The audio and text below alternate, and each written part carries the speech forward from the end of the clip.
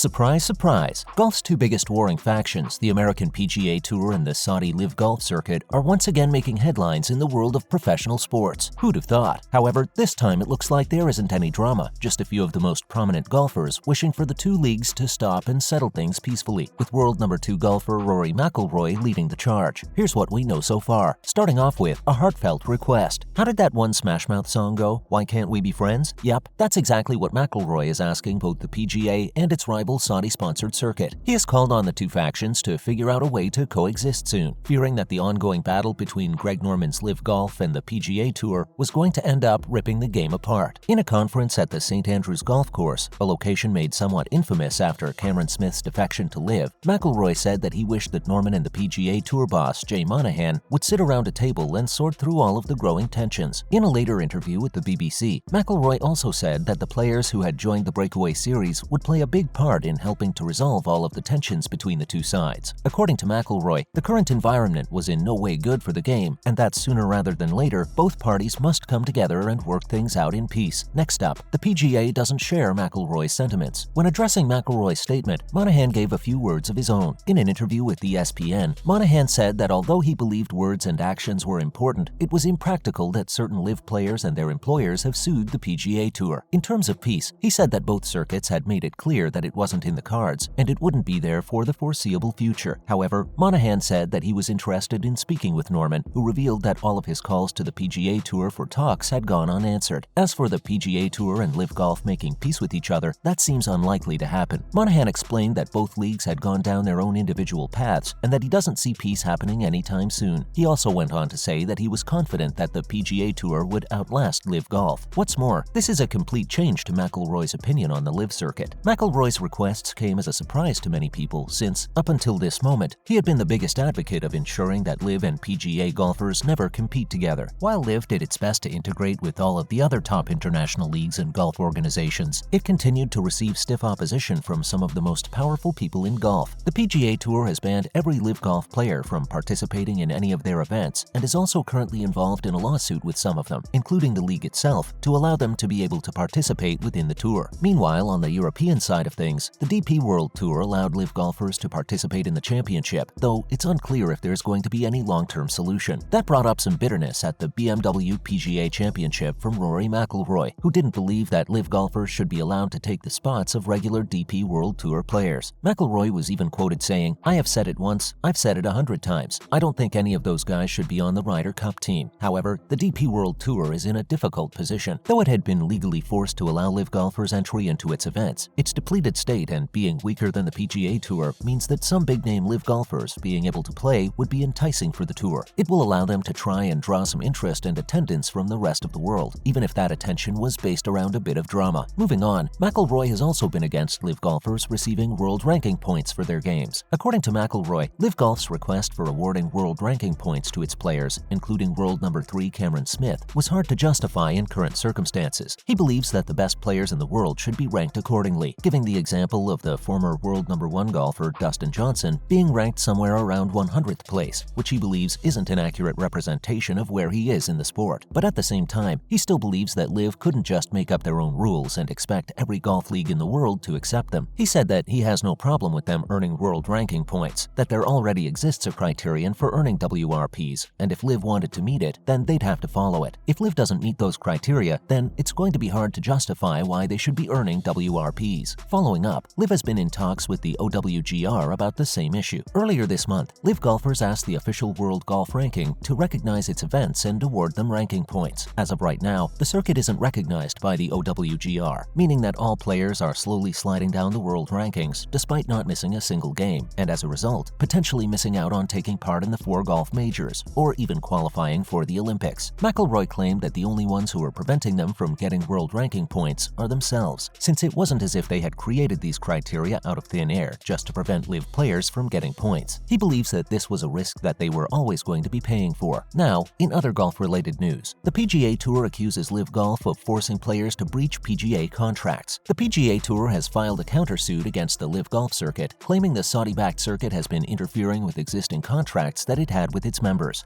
This counterclaim is just a piece in the bigger puzzle that is the PGA's response to LIV's antitrust lawsuit against the Tour, where they claim that the PGA Tour had illegally illegally suspended their players for competing in tournaments and was abusing its monopoly power in order to squash any competition. However, the PGA argued that LIV officials had manipulated players into believing that their agreements with the tour were unenforceable while they were making their own agreements with those players. For now, the Department of Justice is going to be looking into the PGA Tour's alleged monopolistic actions regarding LIV Golf and its players, which the tour has denied. Next up, Phil Mickelson and 3 other golfers pull out from LIV Golf's ongoing lawsuit against the PGA Tour. According to a recent notice of voluntary dismissal, Mickelson and 3 other fellow LIV golfers have asked to be formally dismissed as plaintiffs in LIV's ongoing antitrust lawsuit against the PGA. The other 3 golfers, Taylor Gooch, Ian Poulter, and Hudson Swafford, also no longer wish to be plaintiffs in the lawsuit, accusing the PGA Tour of illegally suspending players for playing in LIV Golf events and was abusing its power to squash any potential competition. The 6-time major champion, Mickelson, had already expressed the sentiment when he talked to reporters at LIV Golf's event outside Chicago 2 weeks ago, where he explained that he had been considering removing himself from the lawsuit. Like Mickelson, Poulter was also confident that LIV would represent the best interests of its players. Mickelson has been one of the biggest supporters of the rival circuit's ongoing battle with the American Tour for the best players in the world of golf. He was also one of the first players to sign up with the breakaway circuit with a $200 million